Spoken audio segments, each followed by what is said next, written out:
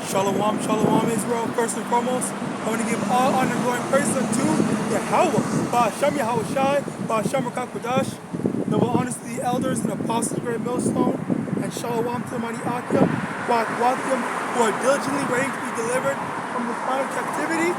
This is Brother Kawakab coming at you with another lesson. And today's topic, I'm going to be talking about how Israel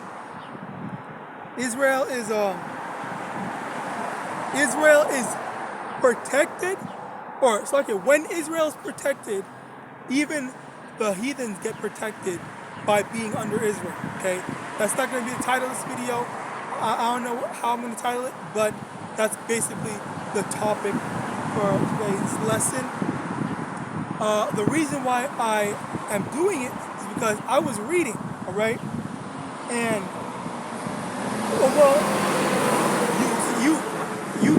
I don't know if you remember the instance in the scriptures when Yahawashi was on a boat, and then the people were scared that they thought that they were going to die. And I'm going to get that right now. Matthew chapter 8.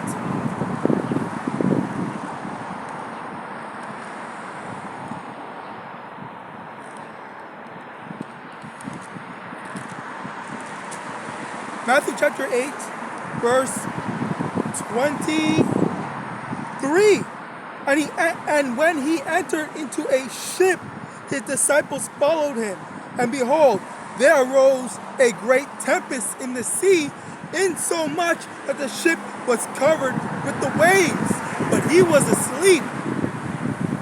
And his disciples came to him and awoke him, saying, Lord, save us, we perish. And he saith unto them, Why are ye fearful, O ye of little faith? Then he arose and rebuked the winds and the sea, and there was a great calm. All right, so when they got on a ship, all right, it wasn't just the disciples, it was everyone that was on the ship.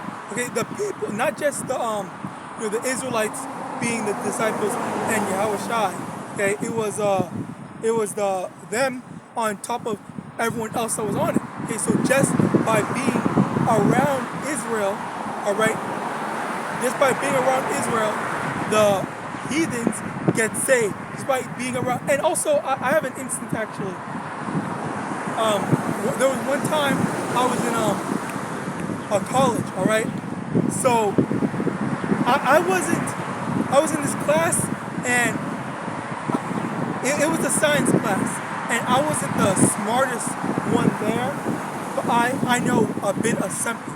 I'm a little rounded in a lot of stuff, all right.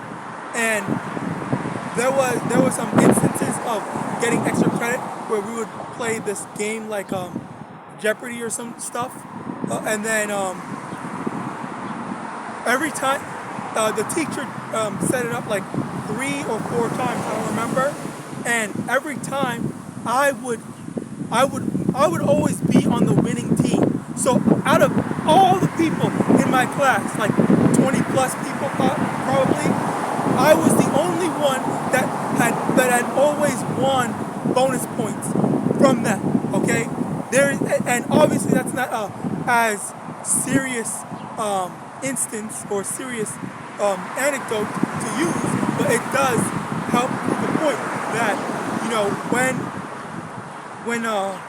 the heathens are under us, things tend to be better. Okay, and even outside of that, when I was in school and we would be playing games, most times, not all the time, but most times, I would always be on the winning team. Like I would.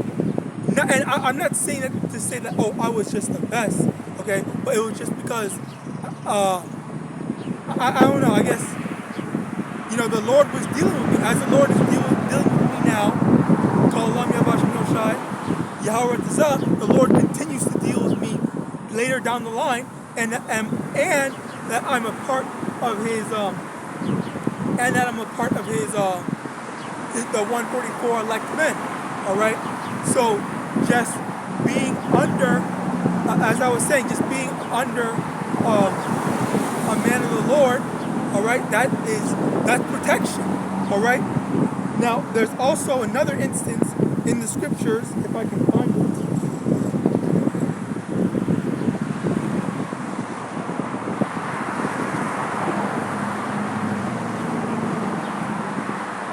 So 1 Kings chapter 17,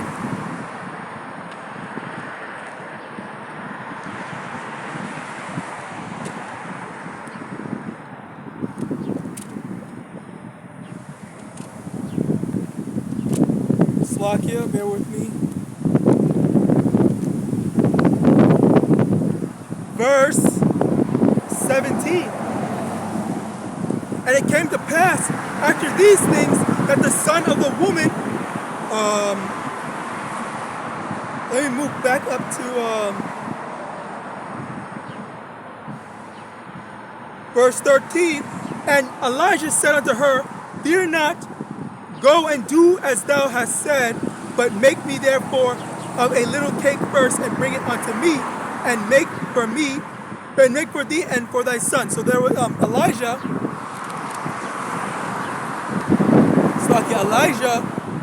the prophet Elijah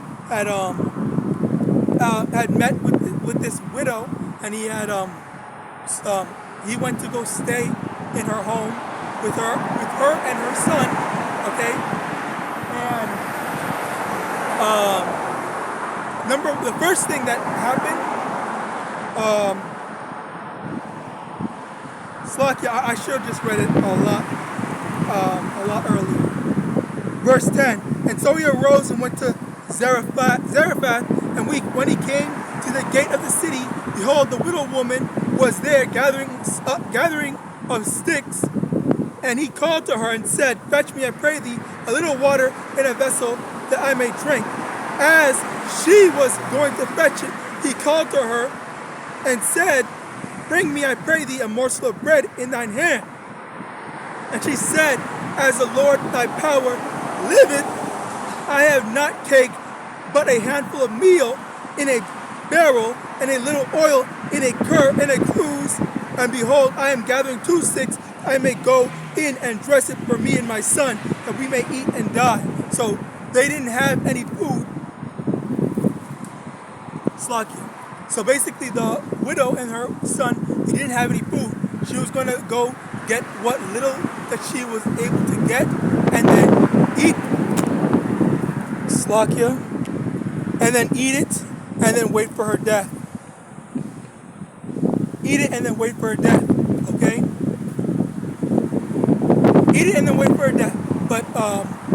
But continuing on, verse 13, and Elijah said unto her, fear not, and go and do as thou hast said, and make me thereof a little cake first, and bring it unto me, and after make for thee and for thy son. Okay, so the first instance was when she didn't have food at first, but Yahweh made it so that she would have food. Okay, not only would she have food to feed Elijah, as the Most High YAHAWASHI and Yahawashi told Elijah that she would be doing for him. Okay, but she would also be able to have food for her and her son. Okay, so just because she was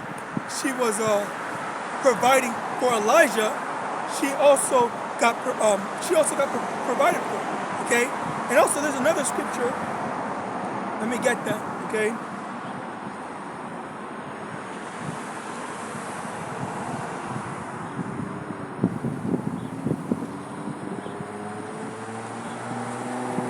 Bear with me 1 second, Slocky.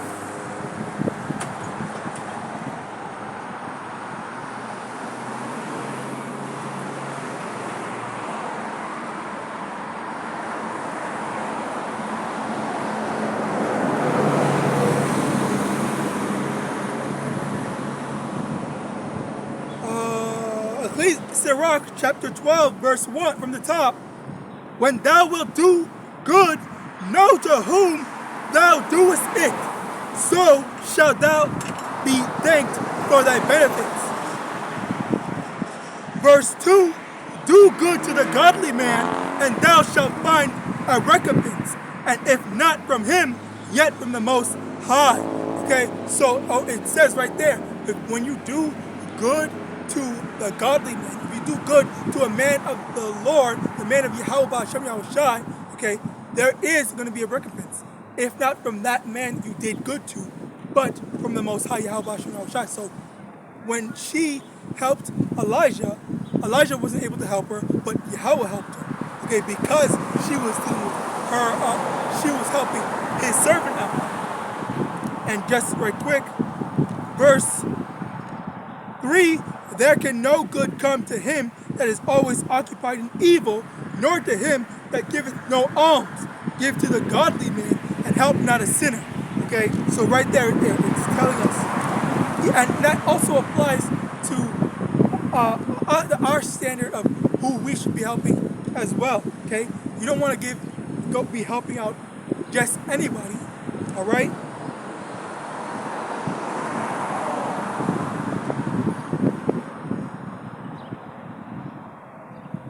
Okay, perfect.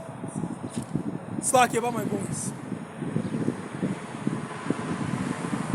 Acts chapter 27.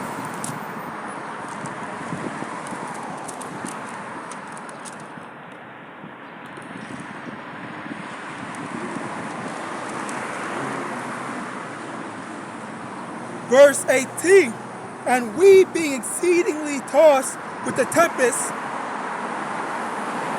verse 17, which when they had taken up, they used ships, undergirding the ship, and fearing lest they should fall into the quicksands, strake sail, and so were driven. And we being exceedingly tossed with the tempest, the next day they lightened the ship, and the third day we cast out with our own hands the tackling of the ship, and went. They were on a ship, all right. And what was going on was there was a great tempest once again. Okay, this time Yahawashi wasn't on that ship, all right. And things were getting so bad they were trying to lighten the load of the ship, doing whatever they can to stay afloat. Okay, verse 20. And when neither sun nor stars in many days appeared, so many days, it was going on for many days, and no small tempest lay on us, all hope that we should be saved was then taken away. So they lost hope. They thought that they were going to die. But after long abstinence, Paul stood forth in the midst of them and said, Sirs, ye should have hearkened unto me, and not have loosened from Crete, and to have gained this harm and loss. And now I exhort you to be of good cheer, for there shall be no loss of any man's life among you, but of the ship. For there stood by me this night the angel of Yahweh, whose I am, and whom I serve, saying, Fear not, Paul, thou must be brought before Caesar, and lo, Yahweh hath given thee all them that sail with thee. Therefore, sirs, be of good cheer. Be of good cheer, for I believe Yahweh, that it shall be even as it was told me. Okay? Basically, Paul was on the ship. So Paul was on the ship, okay? And when there was a tempest for many days, okay? And, they were doing all that they can by themselves in order to save themselves, all right? In order to save themselves, they did a bunch of drastic measures. And then at the end of it, Paul said, hey, you should have just came and got me and told me that, things were really bad at the moment, okay? Because now that I'm here, or now that I am aware, I can ask the angel to, to get us out of this predicament and make sure that no one dies, okay? And again, once again, everyone was spared. All right, no one died, no one lost their life. Everyone was able to make it out of that that trial, that tribulation, that perilous time. All right. Call on YAHAWASHI and His. Once again, that's another example of just because they are, if the heathens hearken on to us, okay, that's when they're going to be protected. Okay, that's when they're going to be able to be delivered in a time, in a trial and tribulation. Okay,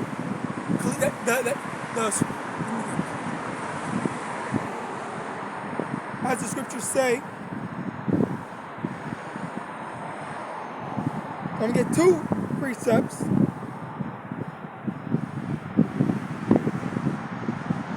First,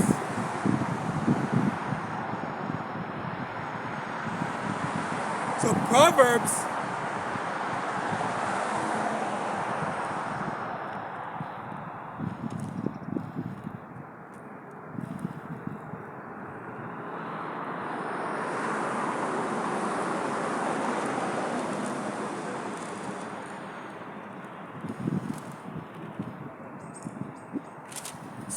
Proverbs chapter 10.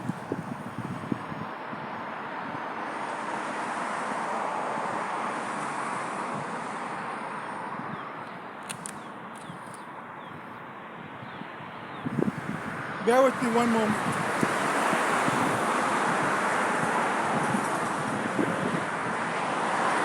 Proverbs chapter 10, verse 23. It is a sport to a fool to do mischief, but a man of understanding hath wisdom. Okay? Another next precept to that. Isaiah chapter 33, verse 6. Wisdom and knowledge shall be the stability of thy times, and strength of salvation. The fear of Yahweh is his treasure. Okay, so you know that the thing that's going to be protecting us is wisdom and understanding.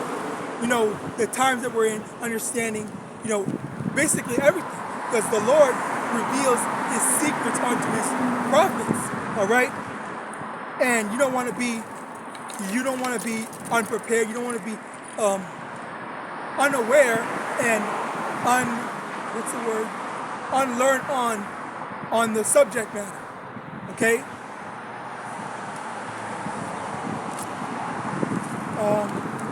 Next, let's get this.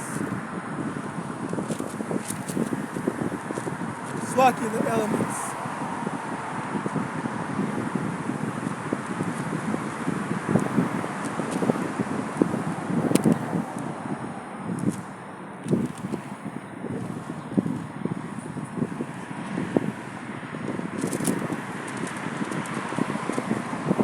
Isaiah chapter 42, verse 6.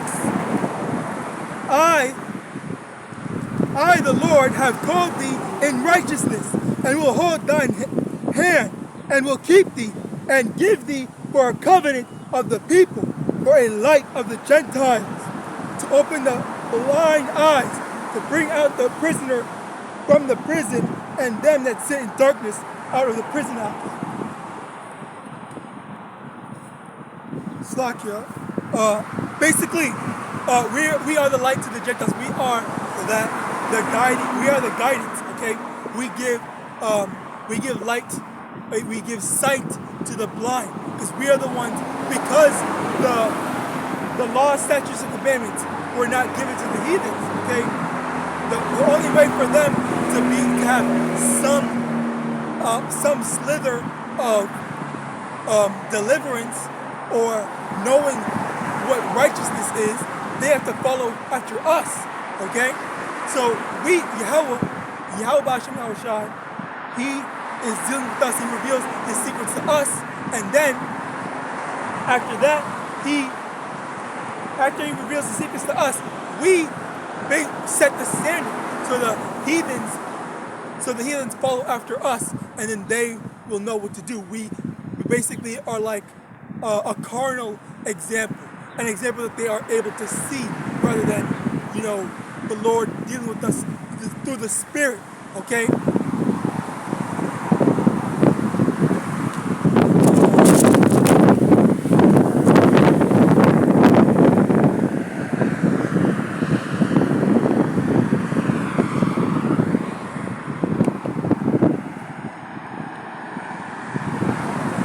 All right, Slocky about that.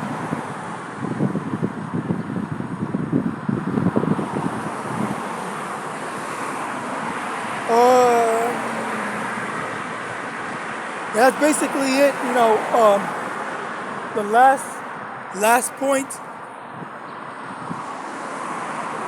The last point I want to get into. Isaiah chapter 4 and 1. No, Isaiah chapter 13, 12.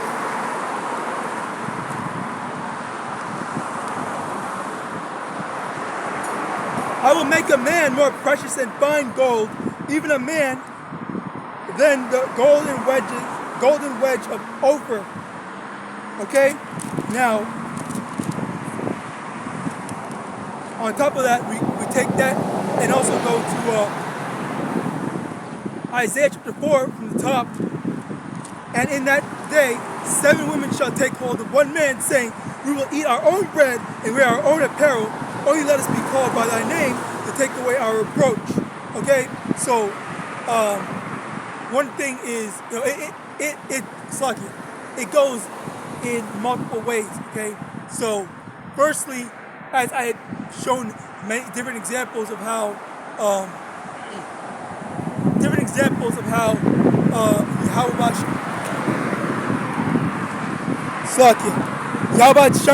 YAHAWASHI, it protects not only his servants, but the heathens that are in close proximity of his servants. Okay? In close proximity of his servants. Alright? But it also applies to the women, and by extension, the heathen women. So, number one, we as Israelite men, we're able to get with heathen women. Is it always expedient? No. But, if you do, it's not a sin. Okay? Might not be the best thing to do, but it's not a sin. In addition to that, in that same sense, for the women, Israelite women, as well as the heathen women, we are that hedge of protection. And it's specifically a man of understanding, okay? A man of the Lord, all right? Let me get that as a matter of fact.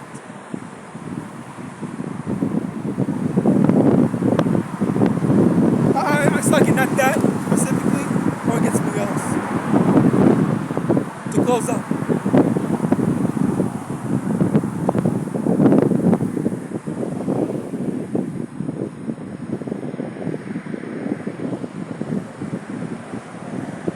First Timothy chapter 2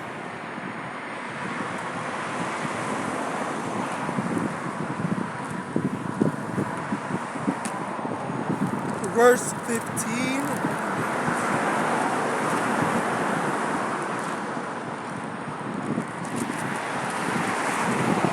First Timothy chapter 2 verse 13. For Adam was first formed, then Eve.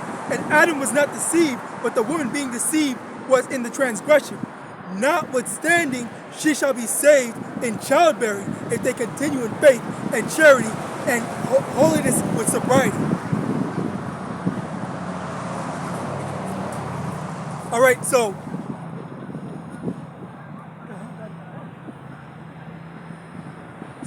So basically, what the way for a woman to be saved is by, it's basically the same application as how Yahawashi had saved those people on the ship and Paul had saved those people on the ship. Just because they were in close proximity and they were dealing with them at that point in time, they were shown mercy by the Most High YAHAWASHI. All right, and that extends even farther because those that are under a man of the Lord YAHAWASHI, okay, they're going to be saved. Which who can really be under someone in this day and age? Okay, there's no servitude, real servitude, not real, but like there's no hardcore servitude, that's going on today. Besides, being someone's boss, all right? Like we don't have servants or anything like that. But we do have, children. We have wives and stuff like that. So they are under us. So again, that's the same application of how. That's the same application of how the people that are around and under an Israelite man will be saved. Okay, so because, for example, a woman, just say, for example, I got with an Edomite woman. She is, if the Lord is going to protect me and deliver me out of Jacob's trouble, then by extension, she will also be delivered if she continues, as the scriptures say, in faith and sobriety. If she's just being good enough and not vexing me and being a wicked ass demon. Okay, and that goes. I use that as an extreme, in the most extreme example, but it also goes for our Israelite women as well. If we got with an Israelite woman, okay, it's the same thing, okay, because she's under a man of understanding, all right, then that means that she will be protected and delivered, just as the same with our children and whoever else that's under us. Brother and sister, I assume, younger brother, younger sister, older brother, older sister, possibly, Yahawadah, especially for you brothers and sisters that are in this truth, and not your brothers, your blood brothers and blood sisters aren't in this truth. Okay, maybe if you live with them, then they'll be delivered just by being around you and by not vexing you. All right, possibly Yahawadah. I pray that my brother and sister that's not in the street get into the street, right? But with that, that's all I really want to get into. Just something to really take note of. And I don't say that to excuse and say that even heathens can be saved too. That's definitely not the point. Absolutely, that's not the point of this video. I'm just saying that, if the heathens should really truly appreciate how much goodness we bring to them. Okay, Yahawashi brings good to us. All right, and when the wicked beareth rule, let me get that. If we were in rule, things would be better.